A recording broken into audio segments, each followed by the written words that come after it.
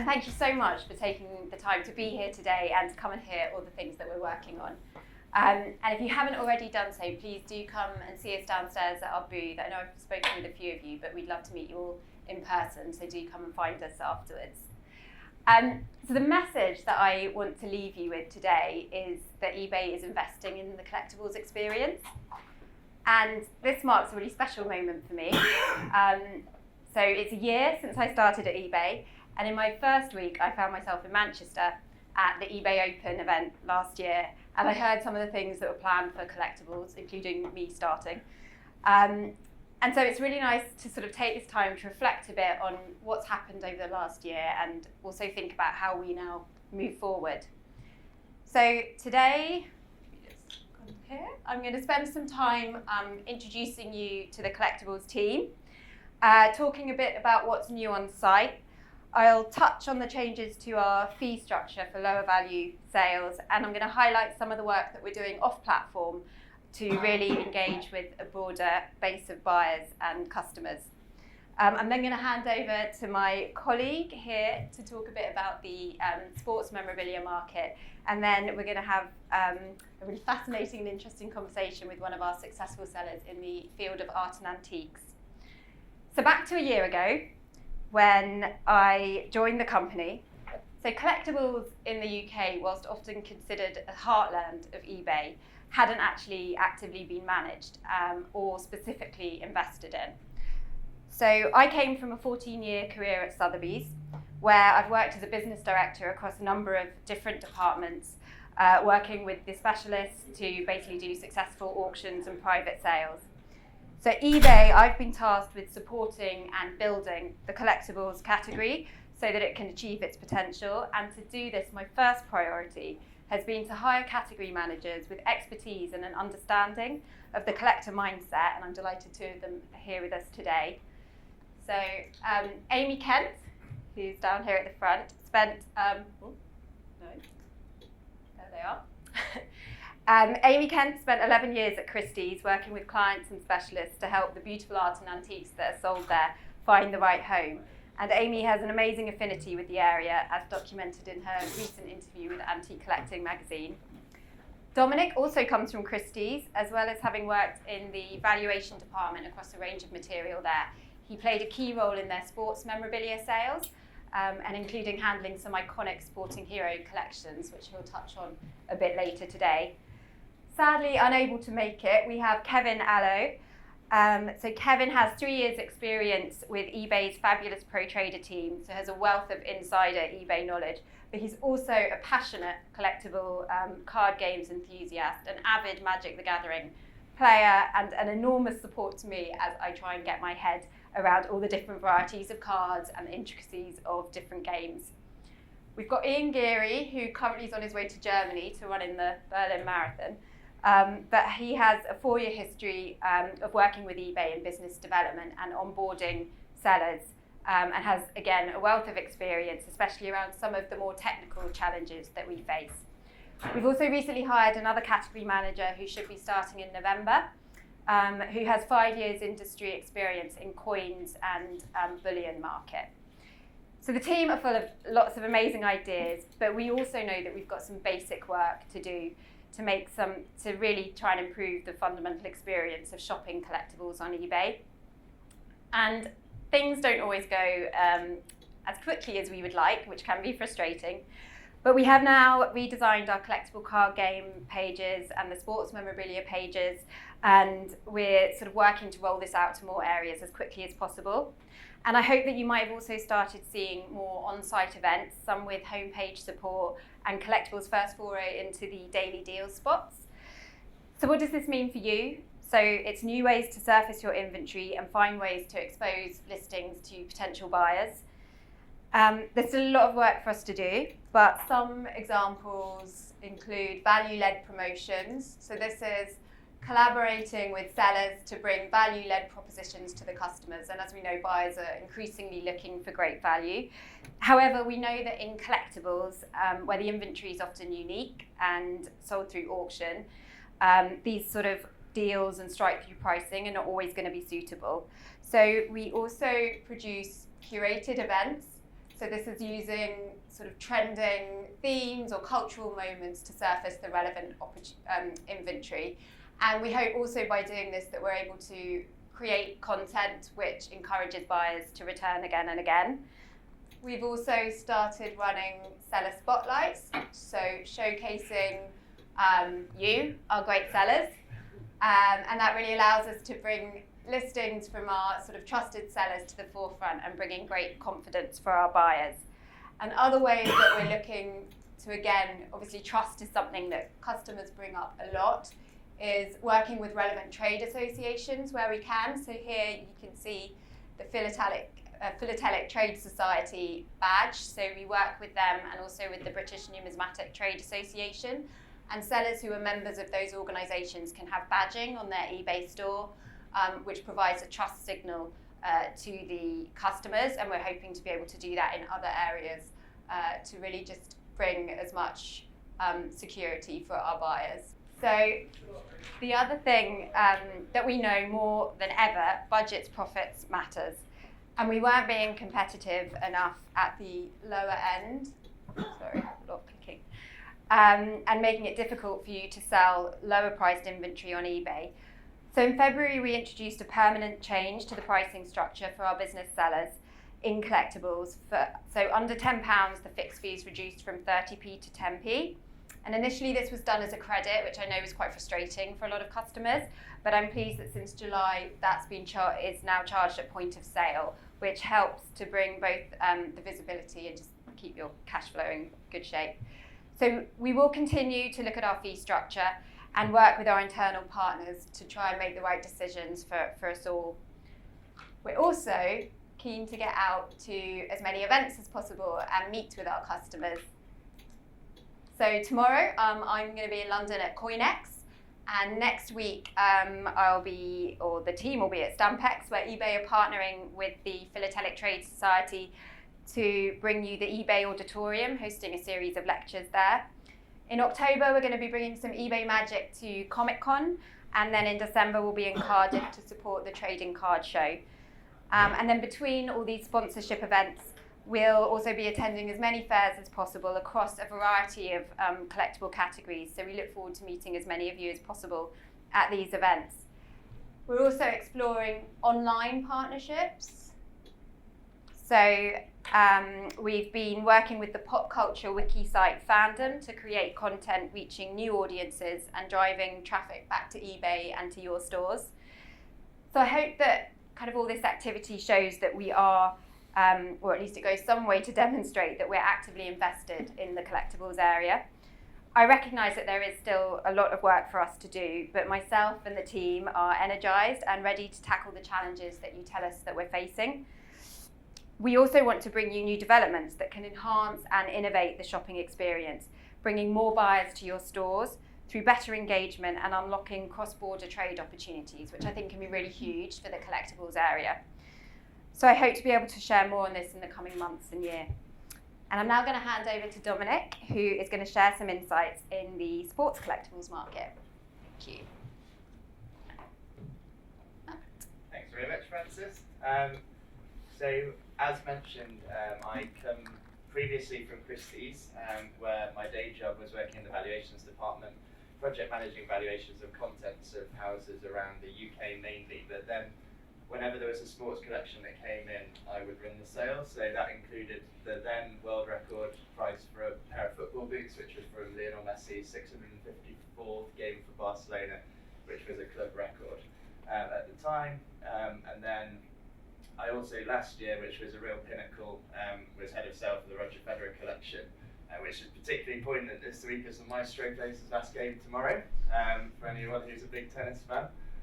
But I'm just going to give a flavour of sort of where the market was, where it is now, and how it's moving, and how that affects all of our sellers on eBay, and how I can help as the new head of category for memorabilia and sports trading cards. So I'm going to hit you first with a couple of massive blockbusters, which is picture number 1 and the middle one, picture number 3.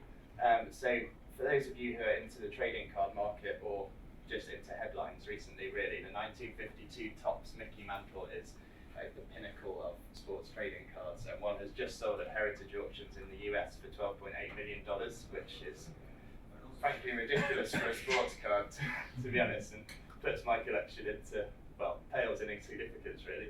And then the Michael Jordan shirt in the middle from the Chicago Bulls, it's match worn photo match, which basically means that a company can highlight a stitch from that shirt, match it to probably Getty Images, and then can 100% definitively say that that is legitimate from that match. That's just sold at Sotheby's for just over $9 million. But you might be wondering how that affects eBay, and basically those sorts of sales translate massively into everything that we do. So we see those sales and we create curated events around inventory which matches up.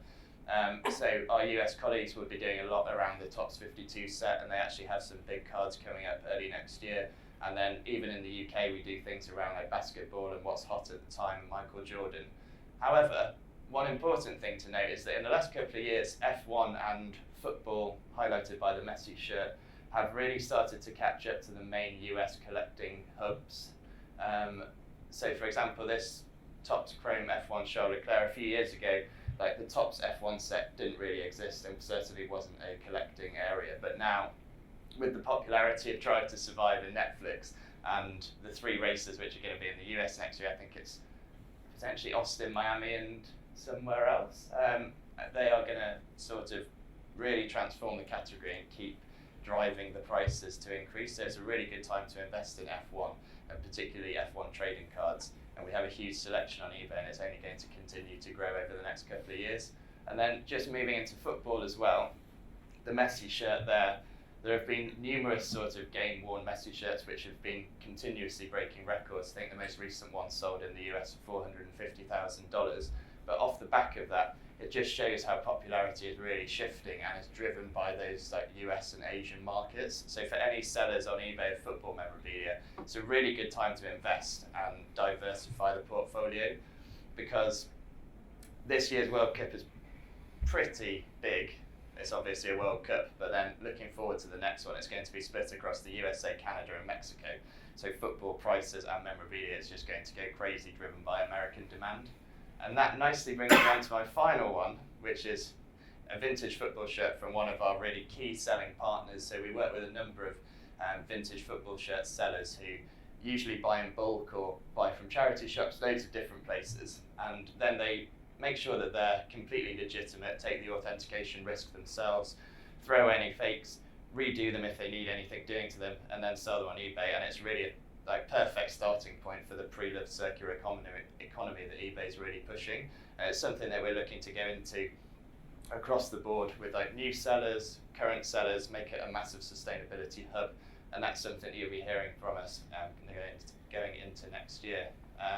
And that just really brings me on to my final point, which is World Cup, World Cup, World Cup. So, I mean, we're already seeing things ramp up, but it's going to be big. It's around Christmas gifting for the first time in our lifetime, so I'm personally really excited. I mean, it's England versus the USA in the group stages on Black Friday, so I'm not sure what that's going to say for like our early leave, but we'll have to see.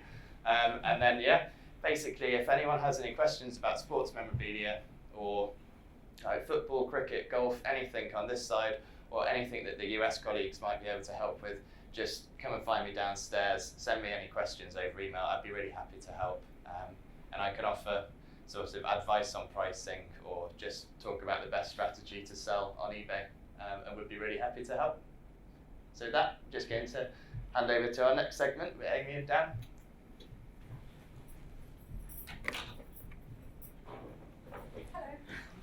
Hello. I'm Amy Kent. I'm the category manager for Art and Antiques, and as Francis said, I came from Christie's. I was there for 11 years. I did all sorts of things.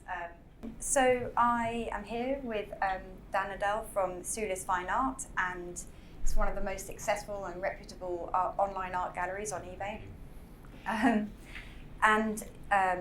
Sulis Fine Art specialises in 19th century paintings, 17th century engravings, European contemporary oils, and it's an online only gallery. So yeah, no physical gallery, which is something quite unique in the art world. And he has a breadth of art historians and researchers and restorers, and a great interesting story. So my first question, I guess, is just tell us a bit about the beginnings of Sulis Fine Art. Yeah, sure. So the backstory begins in Manhattan, maybe nearly 100 years ago. My great uncle owned a frame manufacturing company, and it's right where the MoMA is now, the Museum of Modern Art. And he was credited with inventing the Hassan frame. He dealt with a lot of the top galleries and dealers at the time. And that business passed on to my grandfather. He wasn't quite as successful at running it, so it disappeared. And then about, I don't know, maybe 20 years later, my father, my dad, started right from the beginning again. He just got back into selling on eBay as a hobby. He was buying artworks in order to restore them, and didn't have anything to do with them once he restored them, so he was just trying to sell them, and eBay was the obvious choice. And as he did that more and more, he realised that there was an opportunity to just buy from auctions and resell on eBay. And he was doing it all on his own, just in his house, just filling up the cupboards and the drawers with artworks and doing the customer service and the postage and packaging and everything else, what most eBay sellers do. And I joined him a few years after that. I came from more of a technology background and helped him with some business development and transforming it into a bit more of a business. And just, we grew quite quickly. We moved out of the house into a garage and a shed, and then took on a couple of staff, and then quite quickly I grew that, so then moved into a warehouse in Wiltshire. We have 12 staff now, and in our warehouse we've got around 20,000 artworks for sale, and as you say, it's all online. Great. And as I've said, you only ever sell art online. What was the decision behind that, and I guess why eBay? Yeah, well, we really wanted to set up a gallery and a cafe kind of experience, but when we look at where we sell our artwork, and all over the UK, all over the world, the amount of sales we could generate from an on-site gallery was, and the cost of that compared to the low overheads of selling on somewhere like eBay or the internet in general, it just didn't make sense. And in terms of why eBay, I mean, when we were starting out, when my dad was starting out, the biggest challenge is, well, how do you find customers? And it's very, very difficult, I think, that if you're just trying to set up your own website and you have a very limited marketing budget, and that's where eBay can provide a tremendous resource of access to many, many customers. Have you seen a shift in, where do you see the industry going, I guess? In terms of art, or in terms of art, because everything, when I was at Christie's and lockdown happened, they did not have an online presence, and then suddenly it went into kind of online selling mode. Yeah, that's right. I think about 10 years ago there was a lot of friction with buying art online because there was uncertainty about what you were buying, the difference between seeing something on a computer screen and then what arrives, especially spending a lot of money on it. But I think a lot of what other online galleries, other art sellers and eBay have been doing, have been trying to find ways to reduce that friction. So 30-day return policies, I think, has helped a lot, being able to do view in room things, better browsing features. So just making the experience more in line with the typical e-commerce purchasing experience, rather than feeling like something that's scary and intimidating. Yeah. And I guess also something about your store, which I noticed that you have a number of images and they're close up and you can really see the detail. Yes, I think yes, high quality images. Yeah, because you're buying something aesthetic at the end of the day, and you really want to see a piece. I guess, and Well, aesthetics are important, and conditions incredibly important. Yeah, absolutely. Yeah, I always say ask for condition reports if you're buying art. And then what about your buying base? Is it UK or any cross-border? All over the world. Maybe 50% is UK. The other 50% is mostly USA. EU has definitely fallen off a bit in the last year, just through for logistical reasons. But I say a good 50% is overseas. Interesting. I guess my final question is, what's your favourite piece? Well, we've got a lot to choose from. We do have this interesting one by Albert Andre, who I think it's part of the interest comes from the story behind it. We received it, and it was in terrible condition. Several different people had tried to restore it, and we spent probably 2 days just cleaning it, trying to undo the bad restoration, and it uncovered a signature in the bottom left, which is when we first realised it might be by this French impressionist. And we dismantled the back, and there was some marks on the canvas that allowed us to identify which shop in Paris it would purchase from, and it was a usual haunt of Picasso and various other people in Paris at the time. And the painting itself is just very vibrant and it's very well painted. And I think the combination of the aesthetic appeal of the painting and the story behind it is I think it's one of the favourites of all of our staff.